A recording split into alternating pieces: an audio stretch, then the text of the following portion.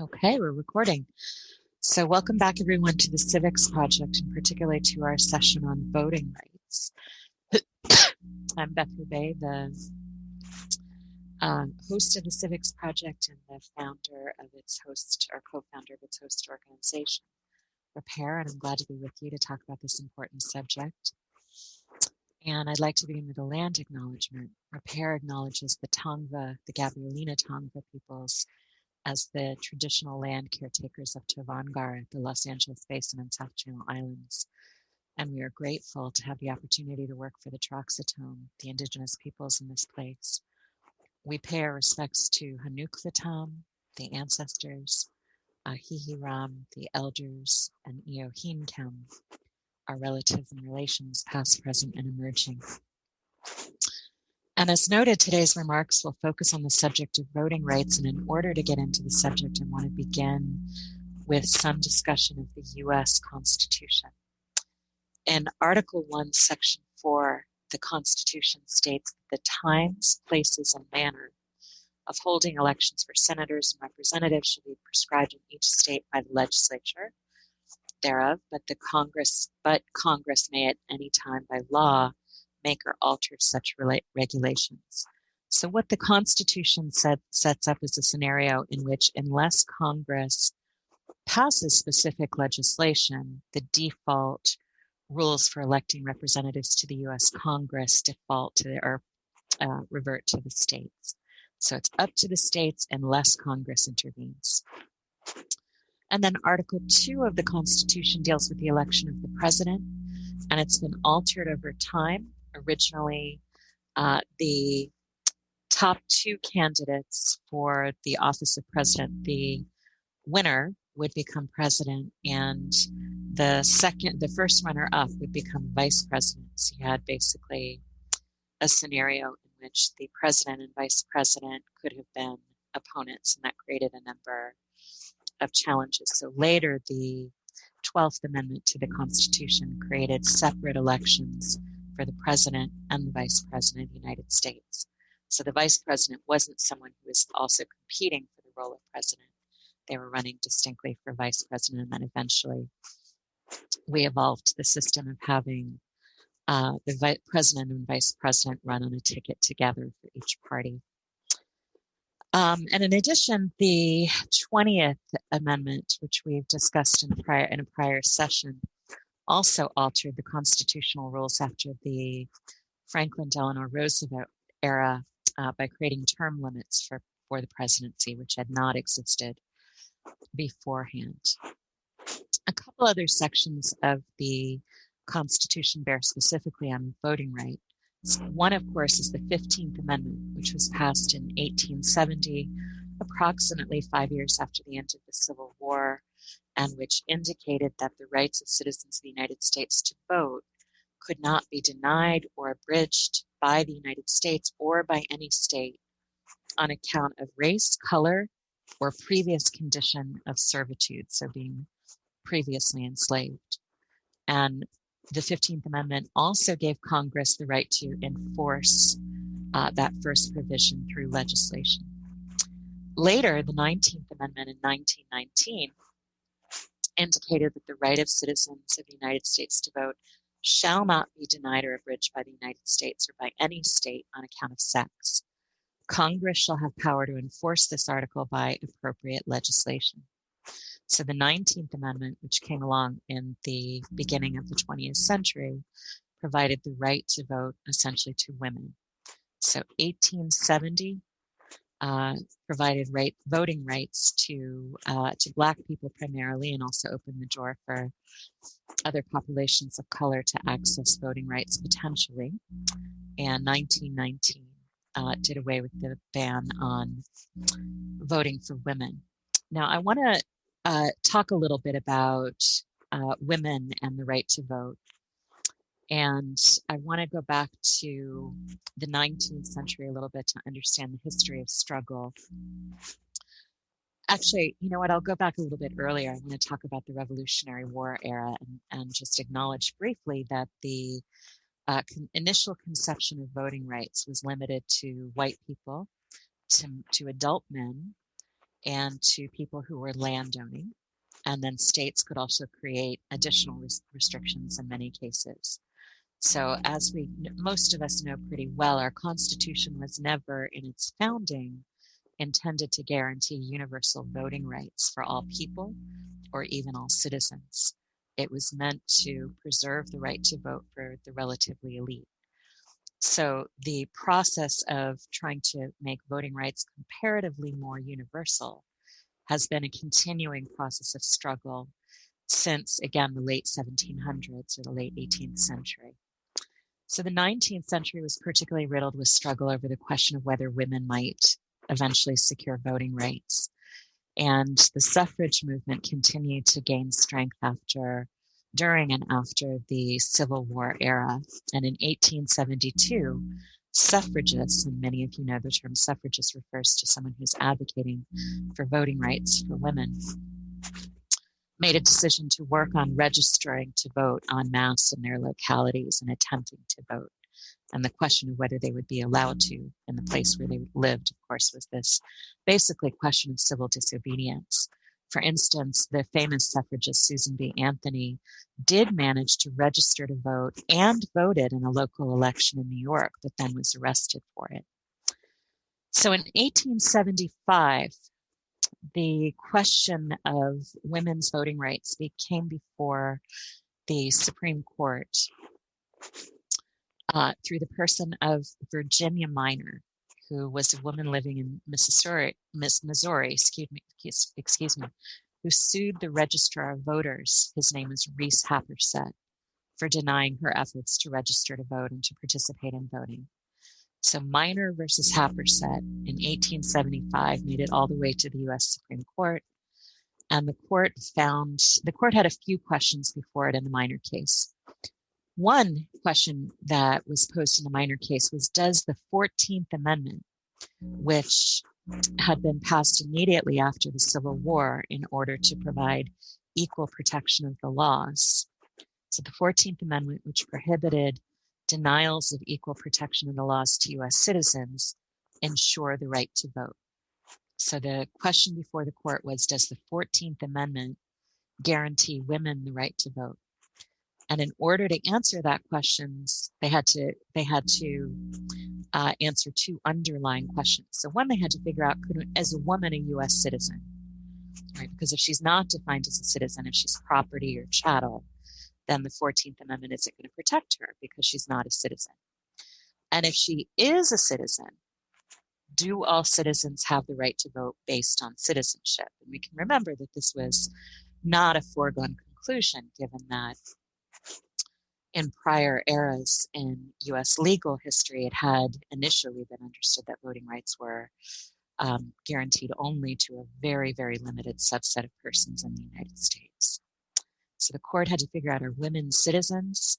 And if they are citizens, does that mean they have voting rights based on citizenship? The court came to the conclusion that women can be citizens or are citizens, unless they're nationals from somewhere else. But that citizenship does not guarantee the right to vote. And this was in 1875. In other words, voting is not a universal right of citizenship. And therefore, the court held that the 14th Amendment did not guarantee voting rights for women. I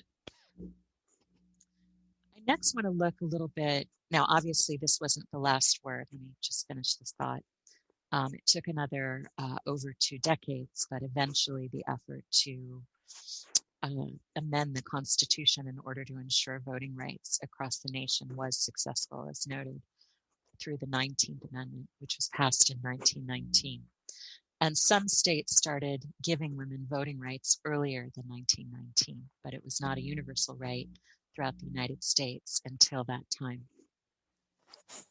Even then, not all women necessarily enjoyed voting rights. There were still some ways in which, based on other identities, they might experience barriers to voting, particularly women of color and women with disabilities, women who are incarcerated or in mental institutions, and in many instances, women who were poor or illiterate.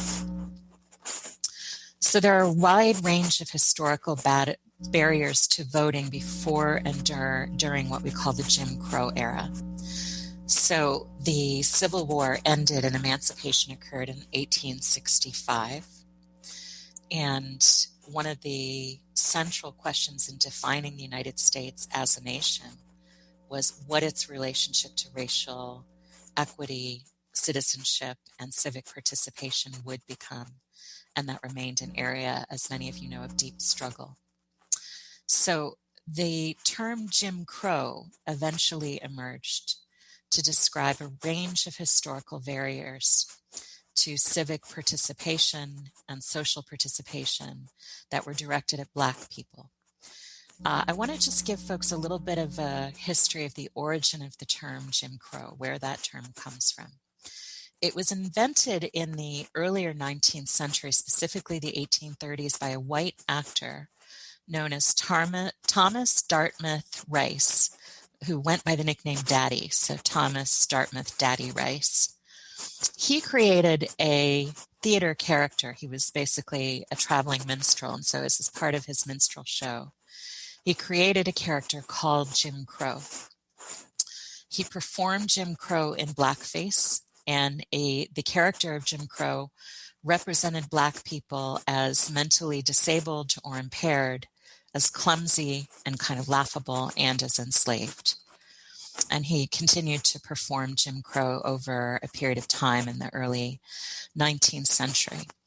But after the character ceased to be performed, the name was remembered and really revived, particularly in the early 20th and mid-20th century, to describe this wide range of laws, including but not limited to voting laws, which were intended to ensure the continuance of Black subordination, to ensure that Black people retained the social status of Jim Crow, the character.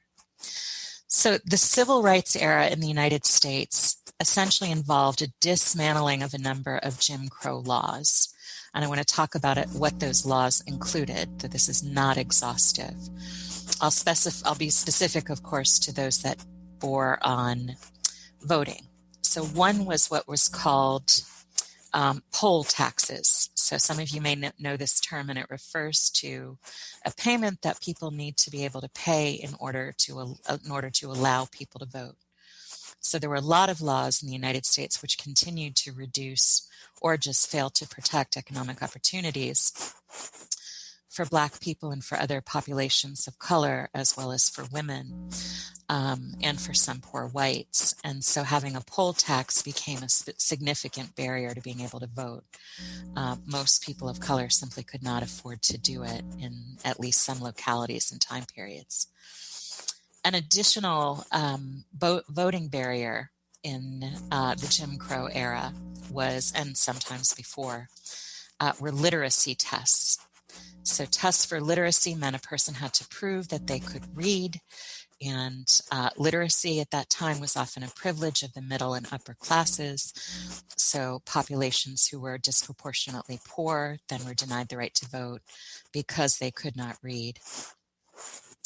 Land ownership requirements still persisted in some instances and time periods, though for the most part those were phasing out and gone by the 20th century. And overt violence was also a barrier to voting, so using kind of racial terror, including through networks and organizations like the Ku Klux Klan, also were a way in which people were kept for voting. And again, we want to understand that this was often under the color of law or with the sanction of law in a municipality, particularly if the same people who made up local law enforcement, police and sheriffs, were also Klansmen and were participating in cross burnings and lynchings and in other activities intended to send the message to Black communities that any sort of attempts to assert citizenship rights would meet with violent results. One last area I want to mention in the Jim Crow era was what was called grandfather clauses, and it relates to the concept of being grandfathered in, if you've ever heard that colloquialism. So grandfather clauses existed in some municipalities or states, and they basically indicated that you could only vote if your grandfather did. So this, as you can imagine, was often an effective way of keeping people from voting if their ancestors had been prevented from doing so. So poll taxes, literacy tests, land ownership requirements, grandfather clauses, and overt violence or simply refusing to allow people to vote included some of the historical barriers to voting before and during the Jim Crow era. So the civil rights era resulted in the passage of the Voting Rights Act of 1965, also sometimes known as the VRA. So the VRA exercised Congress's prerogative in Article 1, Section 4, right? So Congress had the right of oversight. Voting rules and laws could be left up to the states, but the federal government could step in and alter state regulations at its discretion. And what the Voting Rights Act did was create a set of federal protections to override state-level discriminatory voting practices, particularly to roll back or overturn Jim Crow laws. The Voting Rights Act identified states with a history of racial discrimination based on 1960s era data in voting and required them to secure federal approval, which is also known as pre-clearance, before making changes to their voting laws and procedures. So not only did the Voting Rights Act override laws that were resulting in racial discrimination and sometimes class discrimination in voting, but it also said before you pass any new state-level voting laws, which could be new ways to engage in race discrimination, you need federal permission. So you have to get the federal government's okay before you can implement changes to your state-level regulation.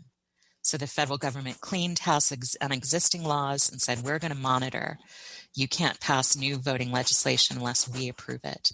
It didn't do this for every state. It only intervened in this way for those states which had a documented statistical pattern of race discrimination in voting at the time that the Voting Rights Act of 1965 was passed. So voter suppression, voter discrimination continued after the Voting Rights Act was passed, but the law provided new bases for legal challenges to entrenched discriminatory practices. And one of the consequences of it was that the voter participation of Black, of Indigenous, of Latinx, and of other populations of color improved significantly in the 1970s and 80s and beyond. So I'm going to take us up now to the 21st century and a landmark Supreme Court decision just about 7 to 8 years ago in Shelby County versus Holder. So Shelby County versus Holder was decided pretty soon after Barack Obama's second term began, and it challenged portions of the Voting Rights Act on constitutional grounds.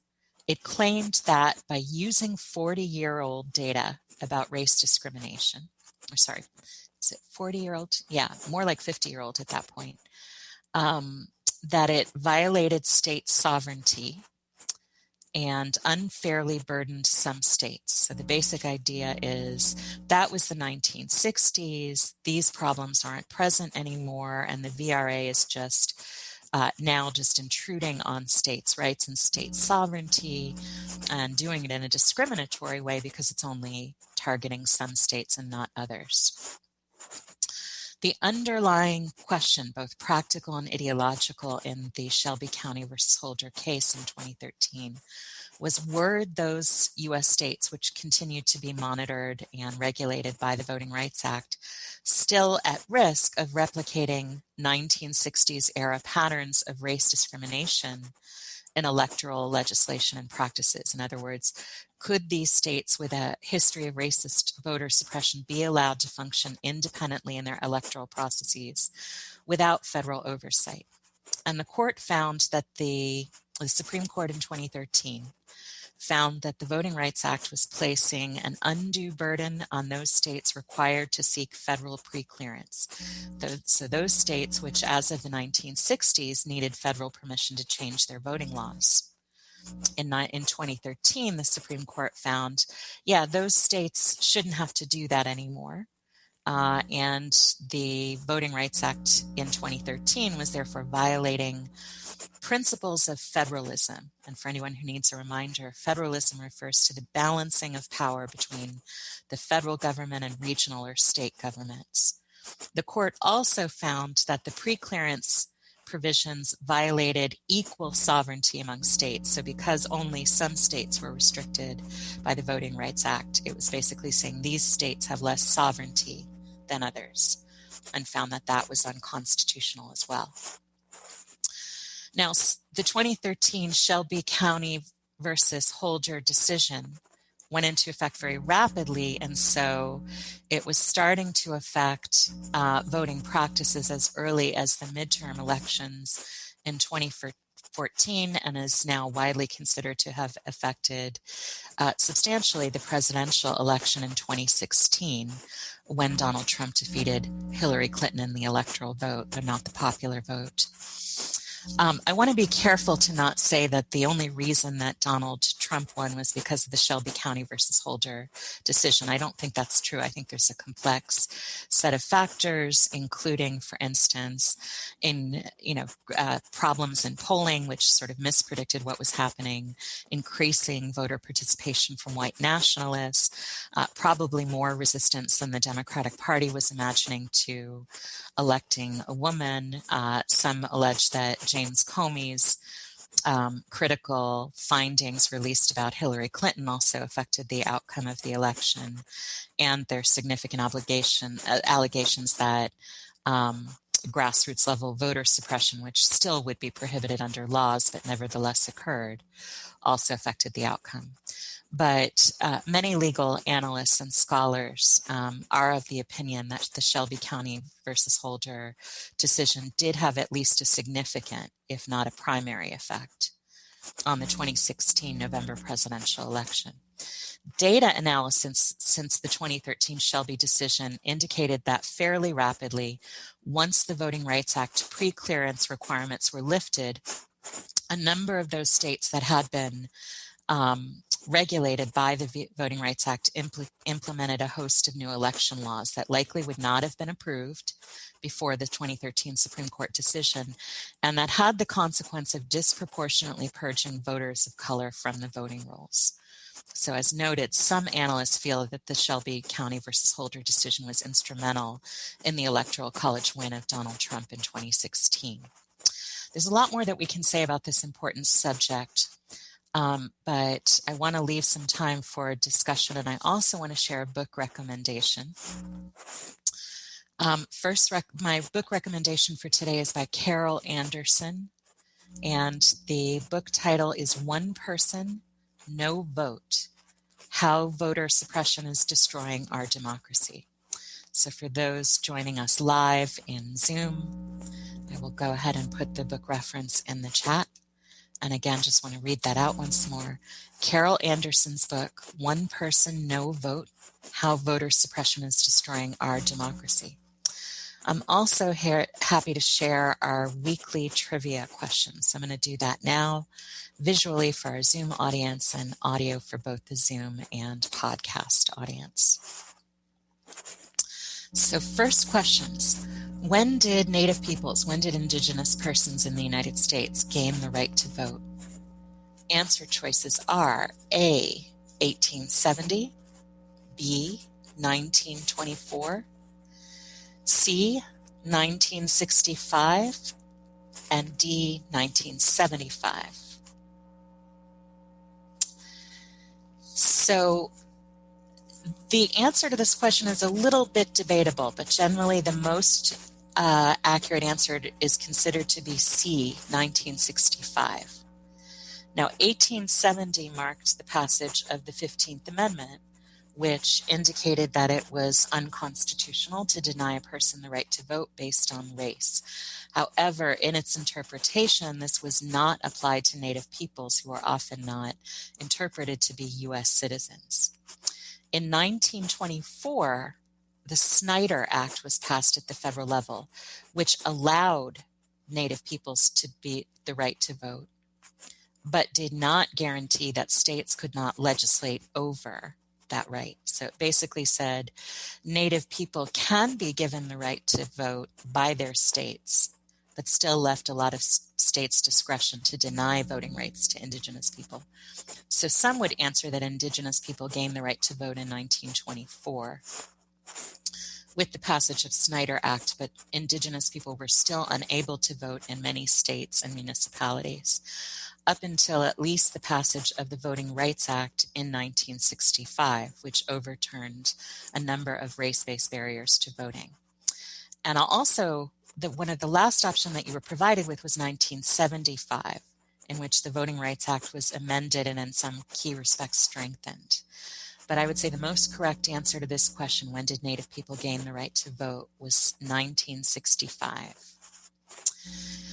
Second question, can voting rights be denied on the basis of disability? The answer choices are A, nope, never. People with disabilities always have a right to vote. B, yes, but only on the basis of mental incapacity. C, on the basis of mental incapacity or impaired judgment. Or D, yes, on multiple bases. So the correct answer on this one is that voting rights can still today be denied on the basis of disability, but only on the basis of mental incapacity. So for instance, you could not deny someone the right to vote legally because they are a wheelchair user, because they are blind or visually impaired, because they are hard of hearing or deaf. But you could deny someone the right to vote on the basis of mental incapacity. And the interpretation of that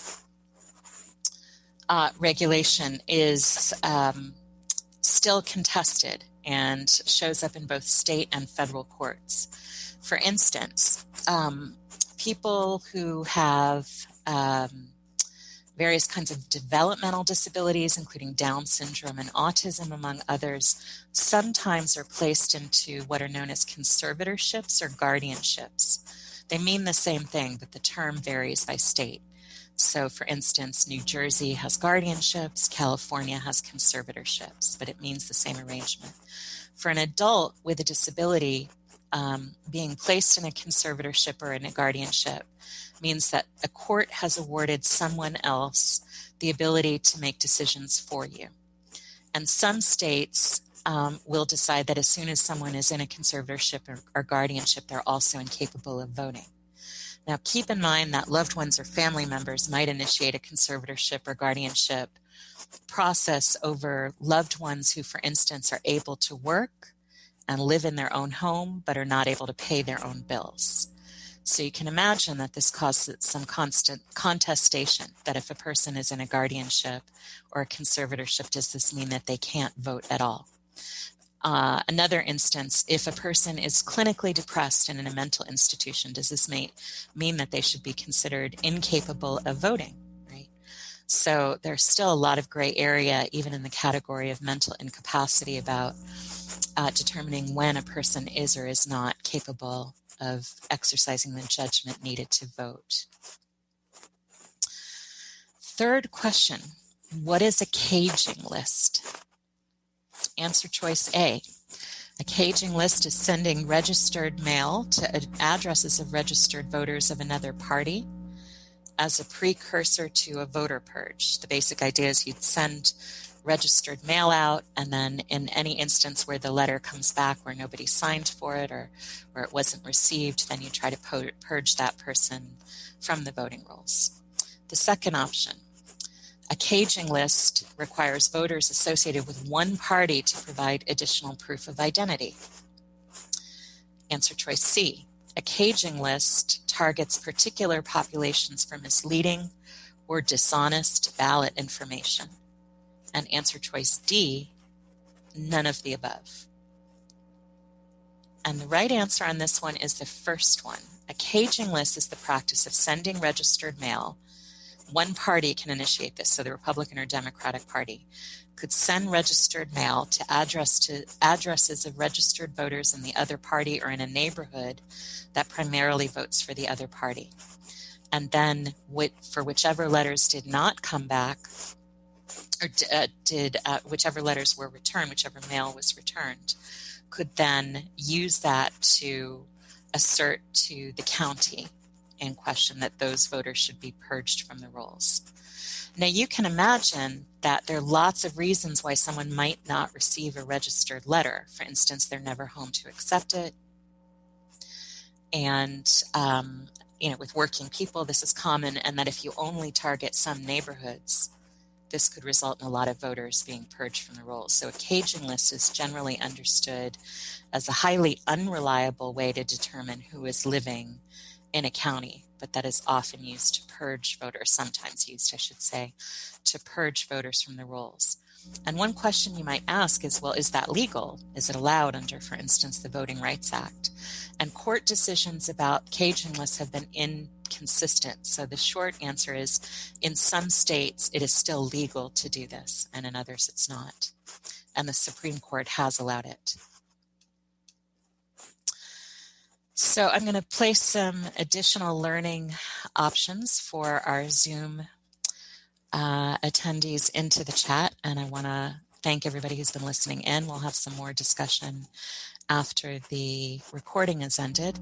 I want to invite everybody to join us next weekend for our session on Medicare and Medicaid, and on April 18th for our session on the Intent Doctrine, which is a section, which is an area of legal doctrine which indicates that in order to establish that discrimination is occurring, you need to prove the intention of the alleged discriminating party. As you can imagine, the intent doctrine can make civil rights enforcement very difficult. And we're going to be joined by a special guest from the Equal Justice Society, so I hope many of you will come to hear her. And then on April 25th, for our session on campaign finance, and finally on April 28th for our monthly movie screening. This month we'll be screening The Great White Hoax, which focuses on Donald Trump's use of racial rhetoric. So I hope to see many of you again, and hope many of you will continue to listen in, and thank you so much for supporting the Civics Project.